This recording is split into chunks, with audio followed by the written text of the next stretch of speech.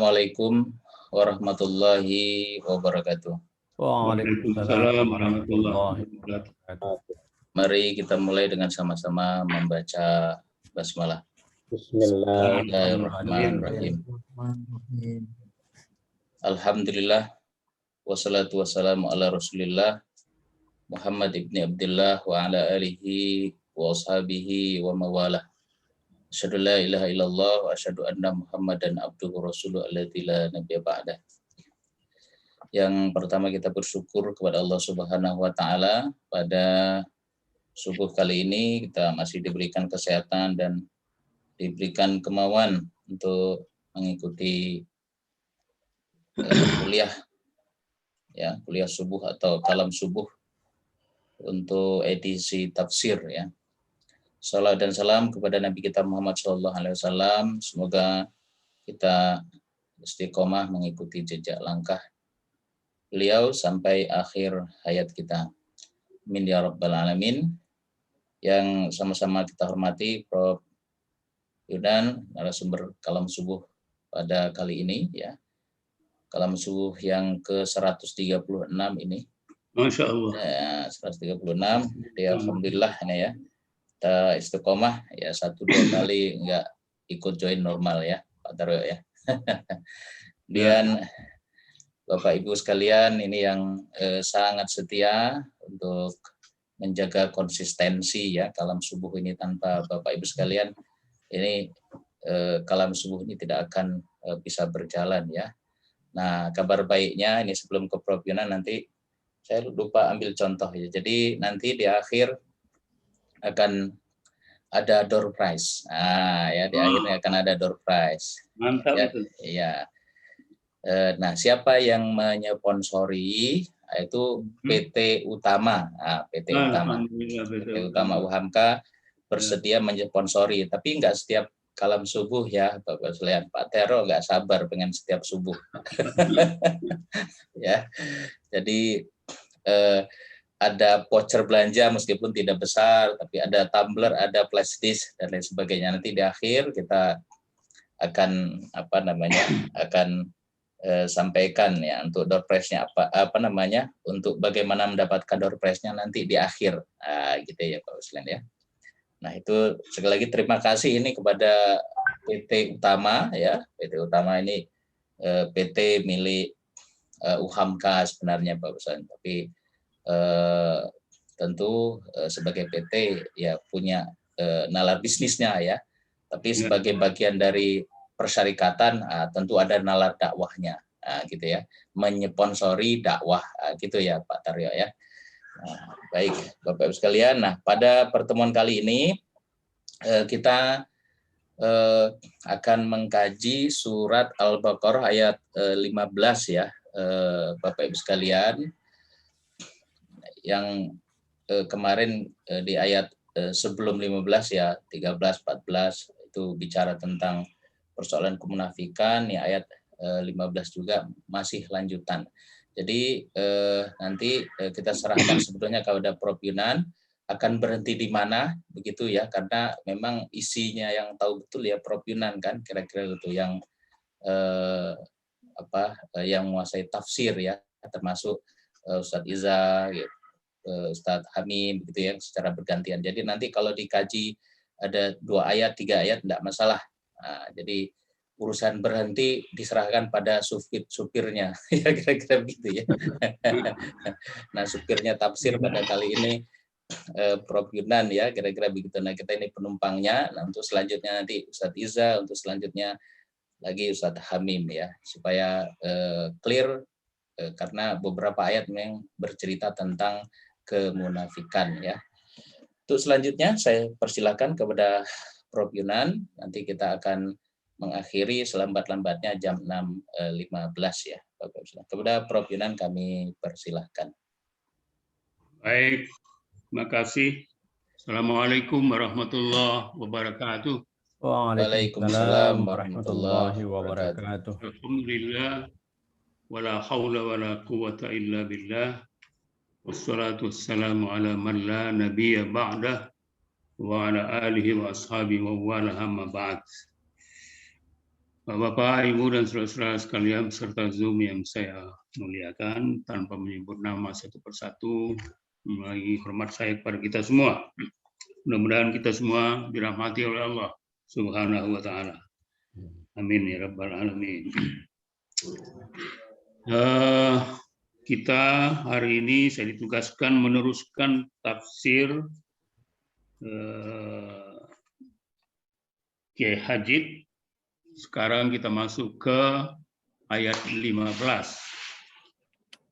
Namun untuk persepsi menyambungkan pembicaraan sebelumnya, di ayat 14 itu diakhiri dengan ungkapan Al-Quran, Inna ma'akum innama nahnu mustahzi'un. Ini adalah ungkapan orang-orang munafik yang bermuka dua itu ketika mereka berhadapan dengan orang-orang mukmin, mereka berkata bahwa mereka orang yang beriman, tetapi ketika mereka berhadapan dengan syayatinihim, Al-Quran menyebut setan-setan di sini adalah pemimpin-pemimpin orang munafik itu, mereka berkata bahwa sebenarnya kami ini adalah bersama kamu juga. Artinya berada dalam kelompok orang-orang munafik, dan apa yang mereka lakukan, katakan di hadapan orang-orang mukmin sebagai orang beriman, itu hanya semata sebagai olok-olokan saja, tidak yang sesungguhnya. Kiai Hajid menggarisbawahi pernyataan itu dengan mengatakan bahwa mereka hanya memperolok-olok orang mukmin saja. Perbuatan mengolok-olok ini adalah perbuatan yang sebenarnya dalam konsep kebiasaan kita di hari-hari, setiap hari, diungkapkan seperti dalam gaya bahasa Indonesia dengan satire, itu ya, memperolok-olok orang dengan ungkapan yang boleh jadi merendahkan orang yang diolok-olokkan itu. Nah, orang-orang munafik melakukan perbuatan ketika berhadapan dengan orang mukmin, mengaku sebagai orang beriman, tapi ketika mereka berada di kalangan mereka sendiri, mereka kemudian ditanyain, kenapa kamu mengatakan beriman? Nah, mereka kemudian menjawab bahwa pernyataan kami beriman itu hanya sekedar olok-olokan saja. Nah, ayat itu kemudian dilanjutkan dengan ayat 15. Bismillahirrahmanirrahim. Allah yasta'zi'u bihim wa yamudduhum fi tughyanihim ya'mahun. Allah membalas olok-olokan mereka itu dan membiarkan mereka pada tughyan, kesesatan, ya, pada kesesatan mereka yang ya'mahun, terus-menerus terombang-ambing. Saudara-saudara sekalian, ketika mereka merasa memperolok-olok orang mukmin, ayat 15 ini membalas olok-olok itu dengan mengatakan Allahu yasta'zi'u bihim. Allah juga membalas olok-olok mereka itu. Ayat ini memang menyebut bahwa Allah memperolok-olok, yastahzi. Seolah-olah di sini tergambarkan bahwa Allah itu mempergunakan perbuatan orang-orang munafik itu untuk membalas terhadap orang-orang munafik.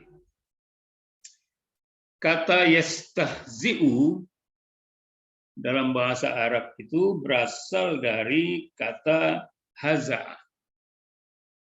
Secara harfiah, kata haza ini mengandung makna ringan tangan dalam membunuh. Nah, di masa jahiliyah, orang-orang jahiliyah ini selalu saja berperang di antara suku dan kabilah. Bahkan bukan hanya dalam perang, kalau ada persoalan-persoalan pribadi yang hanya sekitar sedikit saja masalahnya, itu langsung angkat pedang. dan membunuh orang dengan ringan tangan saja. Nah, yastahzi'u itu adalah dari kata haza'a dalam pengertian membunuh dengan ringan, dengan darah dingin. Oleh sebab itu, Allah mempergunakan kata yastahzi'u ini untuk membalas ungkapan orang-orang munafik yang kalau diteruskan pemahaman itu, orang-orang yang memperolok-olok itu bisa naik ke tingkat karakter assassination, yang membunuh kepribadian, membunuh pembunuhan karakter. Memperolok-olok itu adalah kebiasaan orang-orang yang tidak punya lagi argumentasi untuk membalas argumentasi yang dikedapakan kepada mereka. Nah, biasanya itu diungkapkan dengan ungkapan-ungkapan yang mencari titik lemah dan bahkan sampai ke tingkat menghina. Saya teringat dulu Agus Salim, tokoh nasional kita, yang gaya satirnya itu sangat tajam, gitu ya.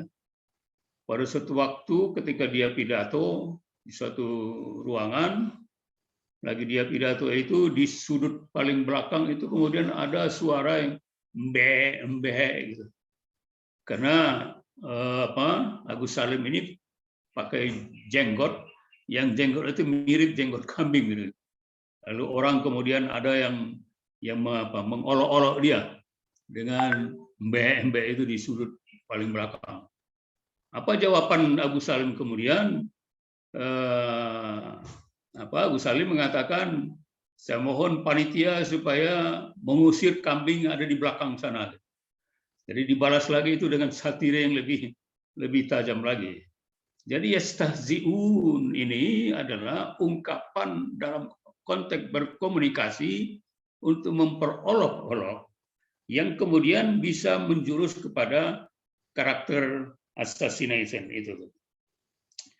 Nah, saudara-saudara sekalian, dalam ayat ini dikatakan Allahu yastahzi'u bihim, dengan mendahulukan fa'il dari fi'ilnya. Biasanya uslub atau susunan bahasa Arab itu dimulai dari fi'il dulu baru fa'il. Daraba Zaidun, tidak ada ungkapan Zaidun daraba. Memukul si Zaid akan apa? Tidak dalam ungkapan Zaid memukul. Nah, harusnya ungkapan lazimnya Al-Quran dalam bahasa ini harusnya yasta'zi'ullah, bukan Allah yasta'zi'u, tapi yasta'zi'ullah. Tetapi Al-Quran mempergunakan kata Allah yasta'zi'u bihim, mendahulukan fi'il, fa'il daripada fi'il. Jadi Allah yang didahulukan itu. Nah, dalam kaidah tafsir, ungkapan seperti ini mengandung 3 hikmah. Pertama, hikmah yang itu adalah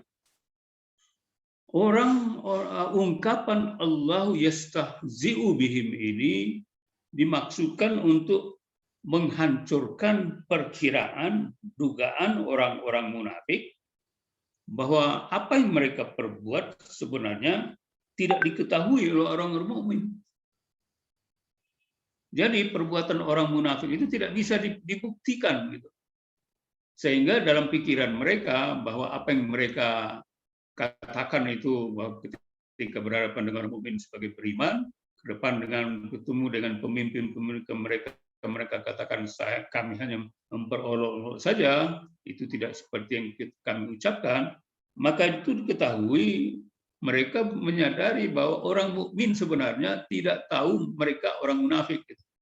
Dan memang susah ini dalam masyarakat kita mengetahui orang munafik ini sangat sulit sekali. Walaupun Nabi mengatakan idza hadatsa khalafa wa kadzaba wa idza tumina khana, dan apabila mereka dipercaya mereka berkhianat, tapi sangat sulit kita menunjuk hidung kamu orang munafik atau tidak munafik. Oleh sebab itu Allah kemudian membalas ungkapan itu dengan mengungkapkan Allahu yastahzi'u. Jadi bukan orang mukmin yang memperolok-olok, tapi Allah memperolok-olok mereka agar mereka menyadari bahwa sebenarnya pemahaman mereka tentang kemunafikan yang tidak diketahui oleh orang mukmin itu dihancur leburkan melalui pernyataan ini. Karena yang mengolok-olok mereka itu adalah Allah sendiri. Dan Allah itu Maha Tahu dan Maha Melihat. Itu hikmah yang pertama. Hikmah yang kedua adalah dengan mendahulukan kata Allah tersebut, maka terfahami bahwa Allah sendiri yang akan memberikan sanksi kepada orang munafik itu. Sanksi itu adalah memperolok-olok.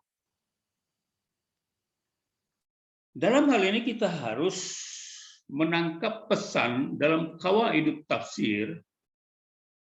Tadi di ayat 14 diakhiri dengan bahwa mereka adalah mustahzi'un. Lalu Allah kemudian membalas dengan yastahzi'u bihim. Dalam qawaidut tafsir, ungkapan seperti ini kalau ada pengulangan kata dalam ayat yang berdekatan, ini disebut dengan istilah musyakalah. Saya ulangi, dalam qawaidut tafsir ini disebut dengan musyakalah. Apa arti musyakalah itu? Menggunakan satu kata yang sebenarnya bukan itu yang dimaksud. Jadi kalau dipakai yastahzi'un, yastahzi'u sebenarnya yang dimaksud bukan yastahzi'u, tapi lebih kejam dari situ sebenarnya. Lebih pedih dari memperolok-olok itu. Tetapi karena ia diberbarengan dengan kata lain yang dipergunakan sebelumnya, maka kata itu yang digunakan. Harusnya bukan yastahzi'u yang dipakai, tetapi adalah ungkapan yang lebih merendahkan dan melecehkan lagi. Bukan yang sekedar memperolok-olok saja. Ini analog dengan dalam gaya bahasa kita disebut dengan repetisi, ya. Ungkapan repetisi dalam bahasa Indonesia itu seperti contoh umpamanya kalau kita katakan sungguh celaka sekali apa kita lakukan gitu. Jadi berulang kali disebut itu. Atau ungkapan lain umpamanya sungguh pahit sekali pengalaman yang kita jalani.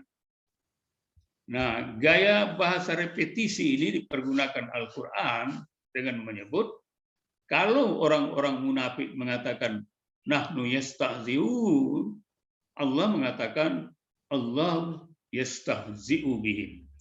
Maka ketika menafsirkan kita tidak belum sempurna penafsiran kita kalau kita mengatakan sekedar hanya mengolok-olok saja.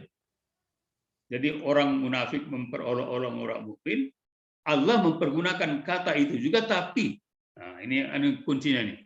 Harus kita pahami bahwa olok-olok yang ada di situ adalah menjungkir balikan semua perilaku orang-orang munafik yang bersembunyi di balik kata-kata mereka, sebenarnya dalam hati mereka masih tetap dalam kekufuran.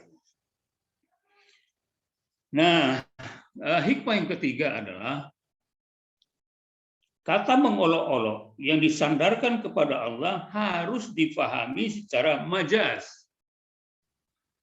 Kenapa harus secara majaz, secara kiasan? Karena jangankan Allah, manusia biasa sebenarnya dalam konteks etika dan akhlak tidak layak melakukan melakukan olok-olok itu. Tidak etis kalau kita berolok-olok. Ya, kira-kira begitu arahnya itu. Maka ketika Allah mempergunakan kata olok-olok itu sebenarnya itu hanya ungkapan majaz saja. Majaz dari apa? Dari sanksi yang lebih besar dari hanya sekedar mengolok-olok. Apa sanksinya?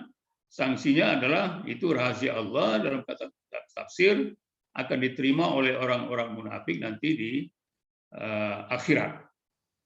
Jadi kalau dikedepankan dalam konteks kehidupan dunia mereka diolok-olok oleh Allah, Tapi yang harus dipahami dari Allah itu adalah arus yang lebih keras, lebih pedih lagi dari situ. Jangan hanya dipahami dalam arti kata yang sama dari yasta'zi'u bihim dengan yasta'zi'u bihim dikatakan oleh Allah, tetapi itu dalam makna yang lebih pedih, lebih kasar lagi. Seperti tadi ungkapan yang saya sebutkan, alangkah pahit dan pahit serta pahit sekali pengalaman. Jadi berulang-ulang, ada repetisi di sana. Nah, saudara-saudara sekalian, dari situ maka ayat itu diteruskan dengan ungkapan wa yamudduhum fi tughyanihim ya'mahun, dan membiarkan mereka dalam kesesatan yang terus-menerus, yang terombang-ambing. Terpahami di sini bahwa Allah membiarkan mereka dalam kesesatan, bahkan sebagaimana digambarkan pada penafsiran ayat 11 yang lalu yang sudah kita bicarakan, wa idza qila lahum la tufsidu fil ard qalu innama nahnu muslihun. Kan mereka mengatakan bahwa ketika mereka disebut melakukan kerusakan, tapi mereka merasa bahwa perbuatan mereka itu masih perbuatan yang baik, masih perbuatan yang membangun, muslihun. Dan pada waktu kalam subuh kita yang lalu, saya menyebut contoh umpamanya apa yang saya contohkan dengan orang yang mengumpulkan pakaian bekas, ya, yang memang kita merasa bahwa dengan memberikan pakaian bekas itu kita sudah melakukan kebaikan, padahal Al-Quran menyindir kita bahwa kamu belum melakukan kebaikan bila kamu tidak memberikan apa yang kamu cintai. Memang ada kritik ketika itu, mungkin ada baiknya kalau paham seperti ini kita pahami sebagai yang harus kita bangun di kalangan Perserikatan Muhammadiyah. Jadi konsep yunfikuna mimma tuhibbun itu harus kita tegakkan, bahwa kalau kita berinfak, ya carilah infak dari hal-hal yang sangat kita cintai gitu. Jangan kemudian yang sudah bekas-bekas gitu. Untuk pemahaman orang lain silakanlah, tapi saya kira di kalangan kita Muhammadiyah harus kita pelihara pemahaman ini, karena kita sudah bertekad untuk meneladani kehidupan Rasulullah SAW secara murni dan konsekuen, ya. Jangan kemudian ditafsir-tafsir lagi kepada pemahaman yang lain gitu. Karena dengan demikian nanti bahwa nama Muhammadiyah sebagai diambil daripada kata Muhammad itu benar-benar kita tegakkan dengan sebaik-baiknya. Nah, saudara-saudara sekalian, kalau diungkapkan dengan tadi pernyataan Al-Quran yang menyebut wa yamudduhum fi tughyanihim ya'mahun, dan membiarkan mereka dalam kesesatan itu terombang-ambing, ini sama dengan ungkapan yang kita temukan pada surat Al-Qalam ayat 44, fazarni man yukadzib bihadzal hadis sanastadriju bihim. Ini sama dengan istidraj. Ungkapan istidraj dalam ayat ini dikatakan adalah mereka serahkanlah ya Muhammad kepada urusan ini orang-orang yang mendustakan perkataan Allah, maka mereka akan kami tarik mereka dengan berangsur-angsur. Jadi yamuddu itu dari kata mada itu adalah mengulur-ulur. Jadi mengulur-ulur perbuatan mengolok-olok mereka. Mereka merasa bahwa tetap dapat menipu orang-orang mukmin, tapi Allah kemudian mengulur-ulur mereka dalam kesesatan itu. Kenapa? Karena pada akhirnya nanti mereka akan diberi hukuman yang berlipat ganda di kehidupan akhirat. Saudara-saudara sekalian, dari sini kemudian kita melihat bahwa dalam konteks kehidupan orang munafik, bahwa mereka seolah-olah sedang mempermain-mainkan orang-orang mukmin.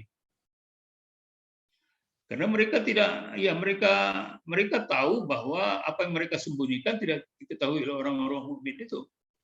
Sehingga pada akhirnya nanti kunci yang diberikan oleh Allah dengan menyebutkan Allah yastahzi'u bihim itu menjadi pemahaman yang sangat konkret di kalangan masyarakat beriman pada masa itu ketika ayat ini turun, bahwa sebenarnya ada orang-orang yang tidak benar-benar beriman dengan secara sungguh-sungguh, tetapi mereka hanya beriman dalam ucapan dan ingin selamat dari apa yang terjadi di kalangan masyarakat ketika itu, ketika terjadi penghadapan persoalan antara orang-orang mukmin dan orang-orang kafir di kehidupan Madinah, maka mereka itu kemudian menempatkan diri sebagai orang yang berada di tengah-tengah, padahal mereka sebenarnya adalah bagian terpisahkan daripada orang-orang kafir itu sendiri.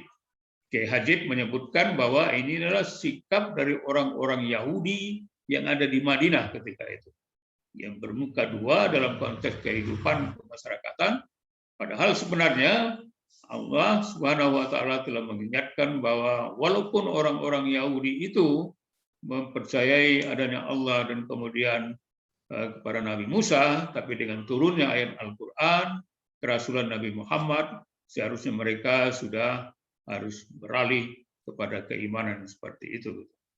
Nah, dengan demikian maka dapat kita pahami ayat 15 ini menjadi catatan penting bagi kita sekarang ini, karena Kiai Hajid pada akhir pembahasan itu mengatakan apa yang terjadi pada ayat Al-Quran ini pada 15 abad yang lalu itu bisa kita jadikan contoh dan teladan bagi kita di kehidupan masa kini, karena banyak sekali pemimpin-pemimpin sekarang yang seolah-olah mempergunakan wajah dua itu. Walaupun sebenarnya kita sebagai seorang mukmin tidak bisa menunjuk hidung mereka. Yang diperlukan adalah kewaspadaan tingkat tinggi dari batas keimanan dan ujian dalam memperlakukan mereka di tengah masyarakat. Saya kira saya bisa berhenti di situ supaya kita lebih banyak berdiskusi. Terima kasih. Assalamualaikum warahmatullahi wabarakatuh. Waalaikumsalam warahmatullahi wabarakatuh. Terima kasih Prof. Yunan.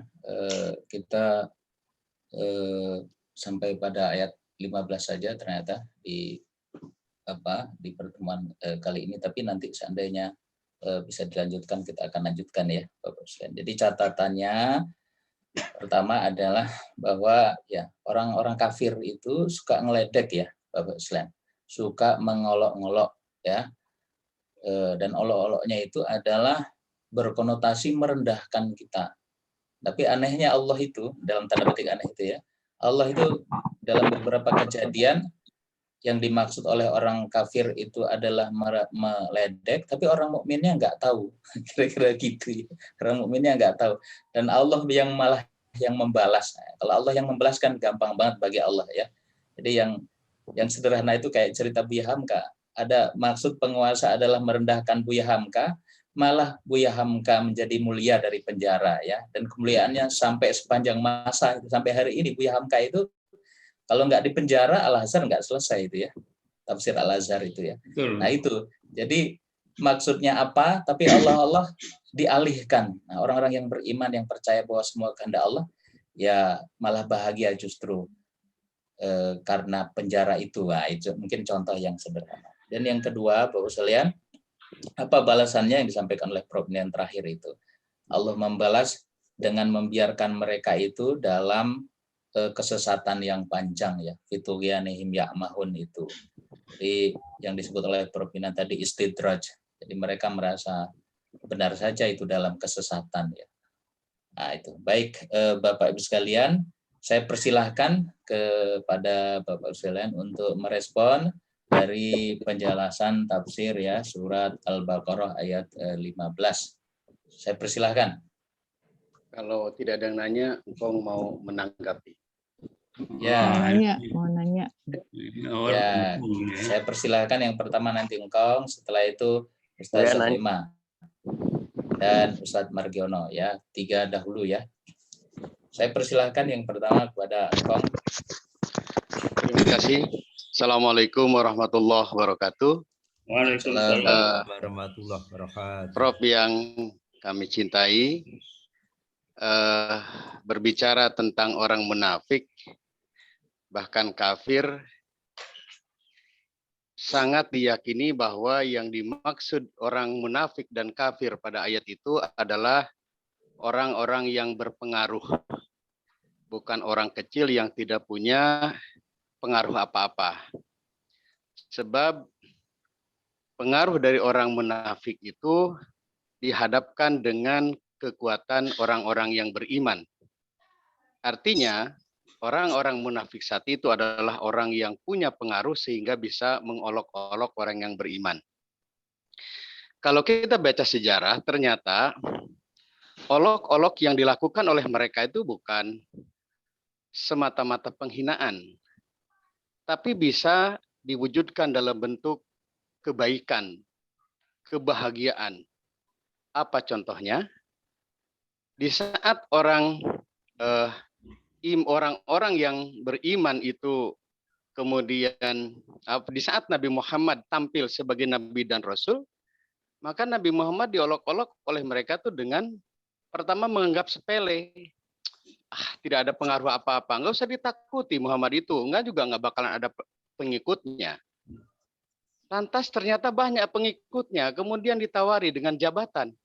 Yang sering kita dengar Nabi Muhammad ditawari harta tahta ya. Kemudian wanitanya tidak ada dalam sejarah. Yang ada adalah kalau Anda sakit hai Muhammad akan kami datangkan tabib untuk mengobatinya. Lantas itu juga tidak bisa. Kemudian mereka mengolok-olok dengan cara mempengaruhi pamannya. Sehingga ada istilah mau ditukar segala rupa. Dan setelah itu juga tidak bisa dilakukan, maka yang dilakukan oleh mereka dengan cara represif. Bagaimana kita membaca sejarah, Ammar, Yasir, dan Sumayyah satu keluarga mereka bunuh. Pertanyaan Engkong, apakah ada garis merah dari kehidupan saat itu kepada perjalanan hidup sepanjang masa, bahkan sampai saat ini? Terima kasih. Assalamualaikum warahmatullahi wabarakatuh. Waalaikumsalam warahmatullahi wabarakatuh. Terima kasih, Engkong. Selanjutnya saya persilakan ke Ustazah Emma Rahmawati. Ya, Assalamualaikum warahmatullahi wabarakatuh. Waalaikumsalam. Yang saya muliakan, ingin bertanya sebenarnya seperti apa ya ketika Allah itu memperolok-olokkan mereka. Jadi bentuknya tuh seperti apa? Kan mungkin berbeda dengan kalau kita mengolok-olokkan. Atau ya seperti apa gitu, perbedaannya apa kalau Allah mengolok-olokkan mereka itu. Kemudian sebenarnya sampai batas mana Allah itu mengolok-olok mereka itu. Karena kan dan sikap kita gimana terhadap munafik ini, karena kan tambah hancur gitu kalau misalnya kita biarkan mereka terus, istilahnya kan munafik itu jadi menghancurkan dari dalam gitu, Ustaz. Jadi bagaimana nih untuk bisa nyetop gitu ya, menstop perbuatan mereka gitu. Itu Ustaz, terima kasih. Ibu Emma ya? Ya, Ustazah Emma. Terima kasih, Ustazah Emma. Selanjutnya Ustadz Margiono. Assalamualaikum Pak Yunan. Waalaikumsalam. Pak Yunan, berkaitan dengan mengolok-olok, saya membaca sering melihat di surat ke-49 Al-Hujurat ayat 11, wala nisa'u mina nisa. Janganlah wanita mengolok-olok wanita lain. Nah, apakah wanita ini lebih cenderung dominan, hobinya itu mengolok-olok pada saat itu, pada saat Nabi berkiprah, wanita itu ditakdirkan suka mengolok-olok. Apakah makna mengolok-olok kaum wanita dengan wanita lain dalam bentuk apa gitu, berkaitan dengan keimanannya? Sementara itu, Pak Yunan, terima kasih. Ya, baik. Terima kasih Ustaz Margiono. Saya persilakan Prof. Yunan. Baik, pertama Angkong ini yang selalu bertanya, ini menjawabnya harus selesai 3 semester nih Angkong. Pak Dokter. Jadi begini, bahwa tindakan orang-orang kafir dan munafik di masa Nabi itu adalah muncul secara gradual, gitu ya. Mulai dari nggak ada, biasa ini orang kecil aja nih, nggak apa-apa ini, biarkan aja. Ternyata dakwah Nabi itu walau lambat tapi pasti jalannya. Dari kemudian membiarkan, ternyata berkembang. Dari 1 orang, kemudian muncul 2 orang, kemudian 4 orang, 9 orang, dan langsung kepada, bahkan pada tingkat tertentu, kehadiran dakwah Nabi Muhammad itu dipahami oleh mereka sebagai ancaman bagi otoritas daripada orang-orang para dedengkot kaum Quraisy ini, gitu. Bahkan kita tahu bahwa terjadi suatu permusyawaratan yang serius di kalangan mereka untuk menghabisi Nabi Muhammad SAW. Kita tahu dalam cerita menjelang hijrah itu mereka mau membunuh Nabi dan sudah disiapkan 14 orang pemuda-pemuda Quraisy, kafir Quraisy yang siap secara serentak menghunjamkan pedang mereka pada Nabi dengan alasan, dengan catatan agar nanti kalau semua kabilah membunuh Nabi, keluarga daripada Nabi, keluarga Abdul Muthalib tidak bisa menuntut balas itu karena semua sudah menghancurkan Nabi begitu. Nah, dari sudut ini saya melihat bahwa kalau kita tarik sejarah, saya sependapat dengan Angkong ini bahwa itu akan berulang terus gitu. At-tarikh ya'udu binafsi, begitu rumusan daripada ahli-ahli sejarah Muslim gitu. Bahwa sejarah itu akan berulang dengan bentuk yang mungkin saja berbeda, tapi semangatnya terjadi begitu. Dan memang sekarang ini yang kita rasakan bahwa tadi Pak Fajri menyebut Buya Hamka, dan itu yang kita sedang hadapi sekarang ini, terjadi kriminalisasi terhadap para ulama kita. Jadi semuanya itu adalah proses sejarah yang terus berulang, dan tentu saja bagi kita harus menghadapinya dengan sangat waspada, dan bentuk garis merah itu kita bisa rasakan sekarang ini dengan munculnya berbagai tindakan dan upaya untuk mengecilkan, bahkan mungkin kita tidak tahu apa yang terjadi di benak para orang-orang yang mengatur strategi itu, mungkin saja juga nanti sampai kepada tingkat menghilangkan pembunuhan barangkali, walau nauzubillah min zalik gitu. Jangan terjadi seperti itu gitu. Dan kalau kita pahami semenjak dari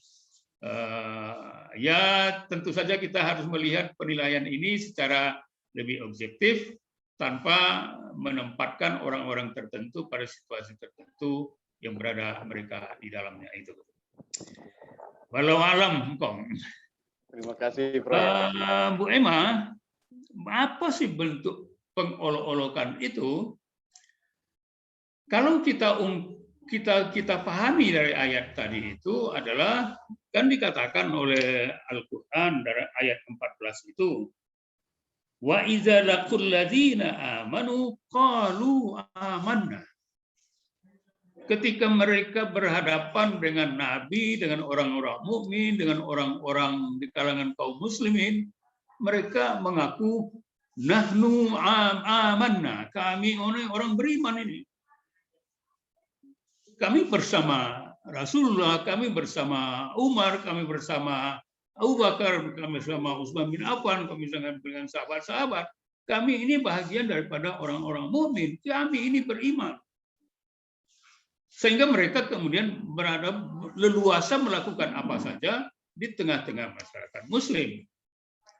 Tetapi ketika mereka kembali lagi kepada kelompok mereka, yang Al-Quran menyebut syayatinihim. Nah, saya ingin garis bawahi kenapa Al-Quran menyebut setan-setan di sini? Ini bentuk daripada, kalau saya mendahului dari pemahaman penafsiran, syayatin itu adalah bentuk olok-olok juga terhadap para pemimpin-pemimpin orang munafik, pemimpin-pemimpin orang kafir.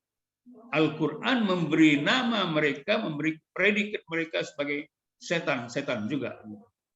Jadi dalam pandangan Al-Quran, pemimpin orang-orang kafir dan orang-orang munafik yang sudah melakukan pengolok-olokan kepada orang mukmin itu disebut dengan setan-setan oleh Al-Quran.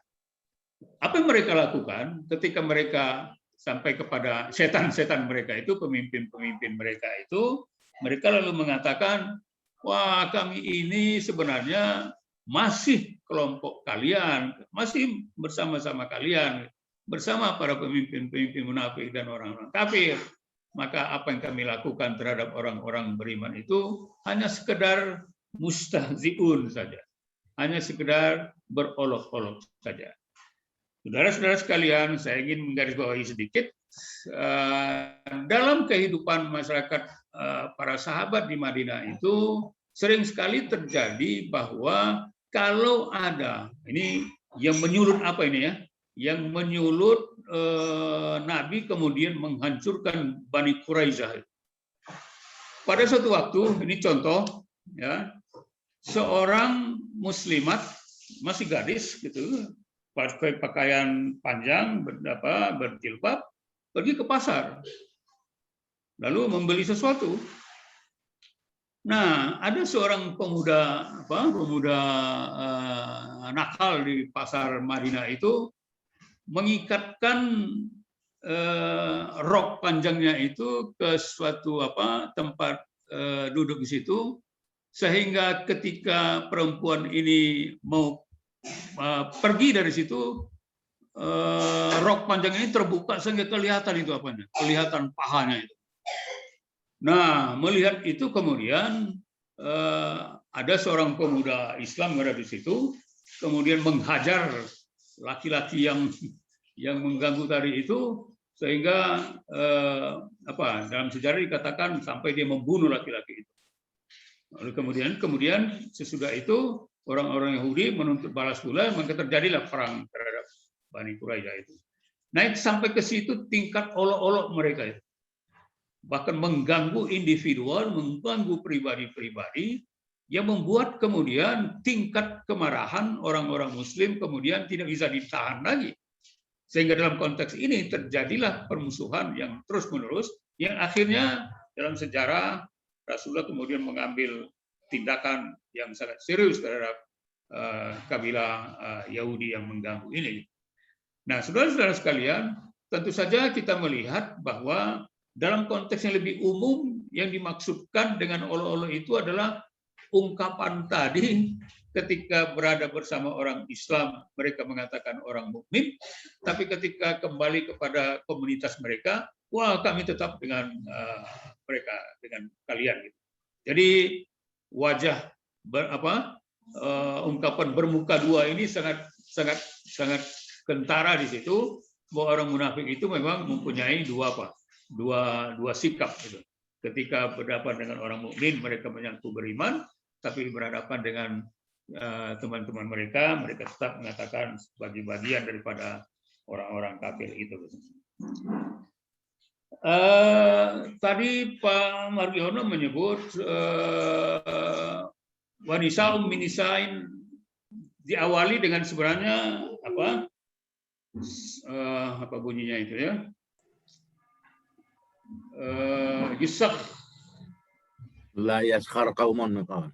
La yaskhar qaumun min qaum asa ayyakuna khairan minhum wala nisa'un min nisa' asa ayyakunna khairan minhum.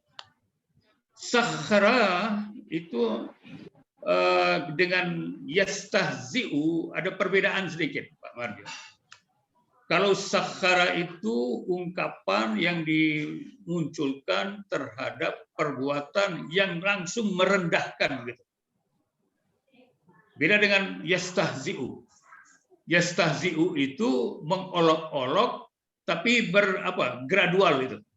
dari tingkat yang paling rendah sampai kepada paling lebih dalam gitu. Tapi yashar ini langsung menghina gitu. Nah, Al-Quran memberikan perbedaan ini sepanjang saya pahami dalam Qawaid tafsir. Ungkapan seperti ini sakhara itu dimaksudkan untuk pernyataan merendahkan. Tidak dalam ungkapan mengolok-olok. Tapi tujuan akhirnya antara sakhara dengan yastahzi ini sama. Yakni menghancurkan karakter daripada orang yang dihina dan diolok-olok itu. Jadi saya setuju dengan Pak Mardiono, kalau kita mengurut sampai ke paling akhir, paling ujung daripada tindakan sakhara itu dengan yastahziun adalah menghancurkan karakter. Itu sebabnya Al-Quran dalam surat Al-Hujurat itu mengatakan asa ayyakunna khairam minhun. Boleh jadi orang-orang yang memandang rendah itu lebih rendah daripada orang yang direndahkan. Jadi dalam konteks ini memang diingatkan oleh Al-Quran bahwa kalau kita merendahkan satu golongan, jangan-jangan orang yang merendahkan itu lebih rendah daripada orang yang direndahkan. Jadi kembali ke pertanyaan tadi itu, kalau kita lihat akibat akhir daripada sakhara dengan yastahzi ini adalah penghancuran karakter tadi. Dan itu adalah tindakan yang tidak terpuji. Yang wanitanya, kenapa lebih menjerus yang setelah itu kaum ke bawahnya itu walanasa wanita lebih cenderung kepada wanita? Apakah karakter wanita itu diumpamakan lebih kental mengolok-oloknya ketimbang pria gitu? Ada nggak hubungannya itu? Kalau ini catatan penting ini pertanyaan Pak Mardiono ini dalam surat Al-Qasas tentang Nabi Musa ketika berhadapan dengan yang sebelumnya rawan banjir menjadi bebas. Pak Baru bahwa anak Nabi Shu'aib yang kemudian dinikahkan dengan Nabi Musa itu Al-Quran menyebut sifat satu utama sekali dari Safura ini, istri daripada Nabi Musa itu yastahyun, adalah merasa malu gitu.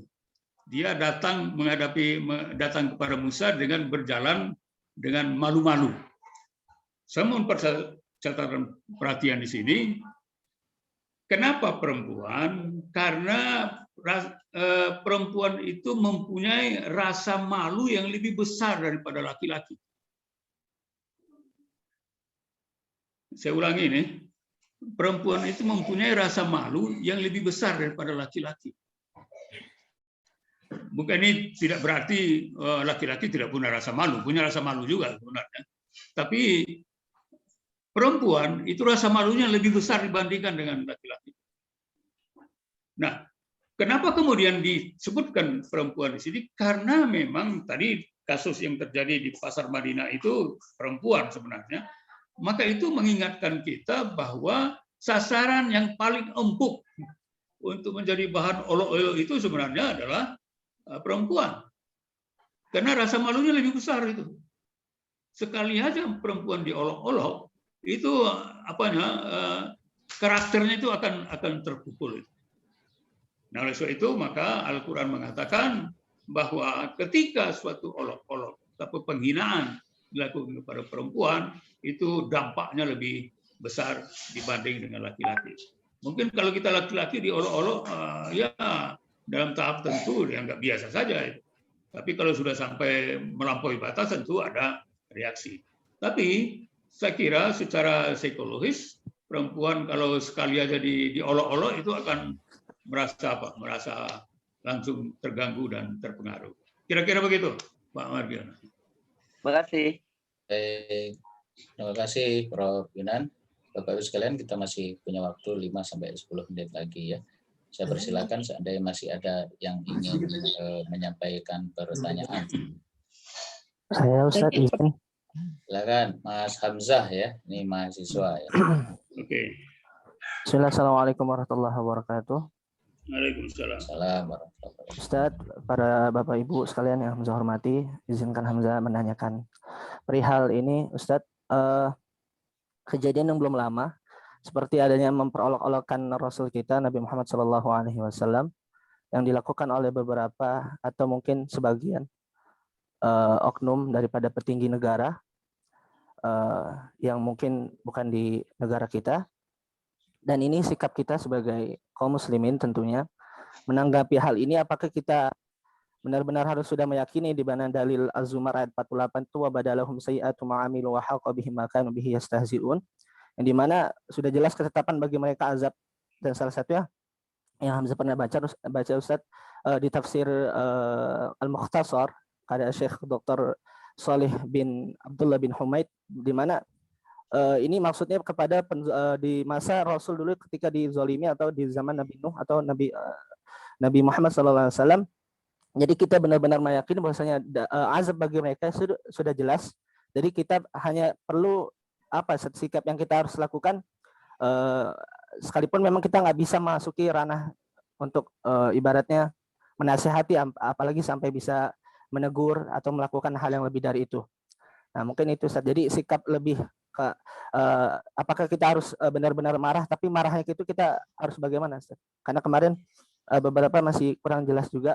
Terus kalau kita kan wajib marah seperti Rasul kita, suri tauladan kita dibuat karikatur, itu rasanya sangat marah ya, seperti itu. Jadi itu sikap kita bagaimana, dan juga mewakili mahasiswa. Jadi sebagai mahasiswa atau sebagai pelajar kita harus bagaimana, Ustaz? Terima kasih banyak, Ustaz.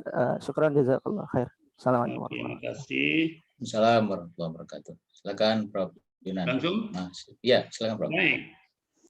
Hamzah ya, Anda dari fakultas mana sih? Dari FAI, Ustaz. FAI, Fakultas Agama. FAI. Baik. Ya, ini bentuk olok-olok juga ya dari orang-orang di Prancis sana terhadap Nabi kita. Jadi tentu saja sebagai seorang Muslim, seorang mukmin yang mencintai Nabi besar Muhammad SAW, ya wajib marah sebenarnya. Ya. Kita jangan merasa olok-olok itu dibiarkan begitu saja, tapi hati kita harusnya tersinggung dengan itu. Nah, sekarang bagaimana? Apa yang harus kita lakukan ketika marah itu? Maka di sini perlulah tindakan yang rasional. Pertama tentu adalah kita berpihak pada mengagungkan Nabi Muhammad yang diolok-olokkan itu. Saya merasa upaya untuk mengagungkan itu kita secara lebih serius melakukan salawat. Dan kita tahu bahwa salah satu perintah Allah yang diperintahkan kepada orang-orang mukmin, tetapi sebelum orang-orang mukmin itu melakukan perintah itu, Allah sudah melaksanakannya terlebih dahulu. Ini uniknya perintah salawat ini. Kalau perintah salat, puasa, zakat, haji itu hanya orang mukmin aja yang wajib melakukan. Tetapi perintah bersalawat itu langsung dilakukan oleh Allah. Innallaha itu apanya? Yusholluna 'alan nabi.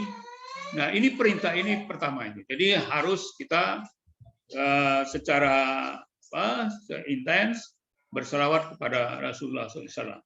Yang kedua, menurut hemat saya adalah dulu ketika terjadi karikatur terhadap Nabi itu, orang kemudian memboikot produk produk Prancis itu ya. Itu menurut saya juga tindakan yang sesaat mungkin ada manfaatnya.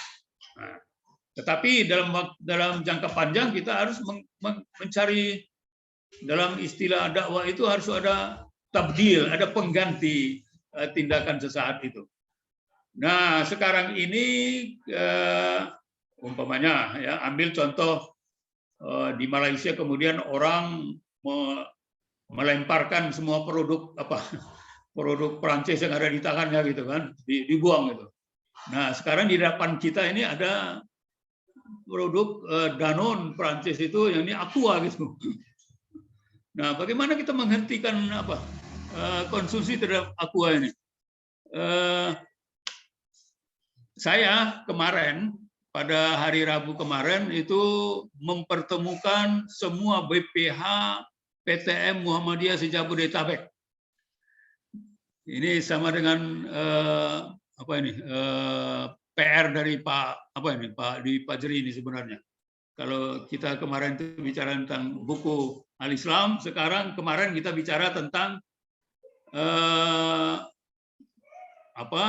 bentuk apa, upaya apa untuk menggeser penerimaan PTM bukan hanya di mahasiswa tapi pada non mahasiswa.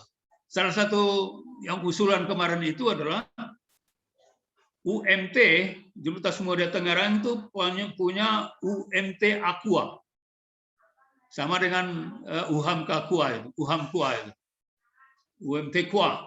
UMT Aqua itu adalah produk air yang dihasilkan oleh UMT Universitas Tangerang, dan nanti akan kita pasarkan untuk seluruh perguruan tinggi Muhammadiyah kita di se-Jabodetabek ini. Dan UMT sudah bersedia untuk itu.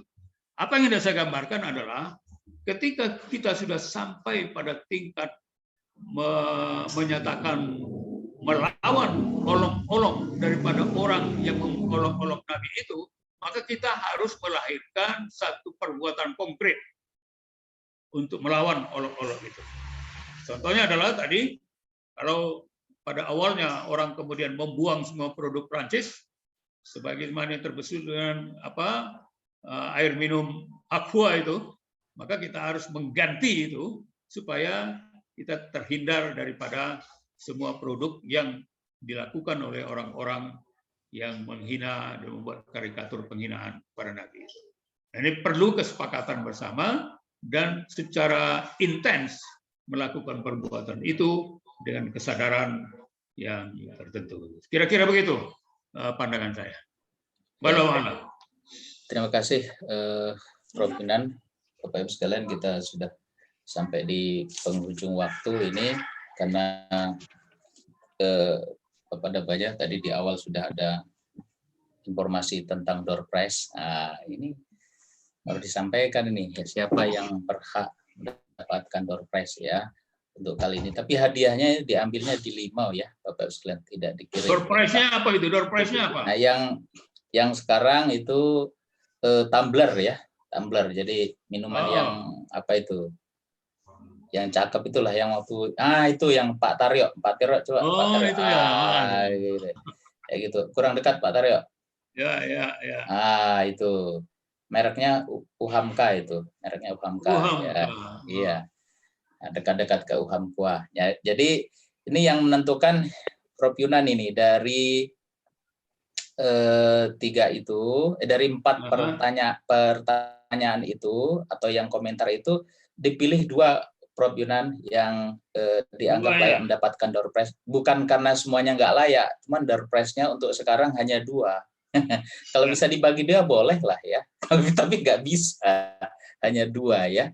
Silakan Prof. Yunan itu, ada Engkong, ada Ustazah Emma, ada Pak Margiono, dan ada Mas Hamzah, mahasiswa. Ya. Silakan. Oke, dari 4 orang ini saya juga tentu tidak pada posisi melihat orang per orangnya ya.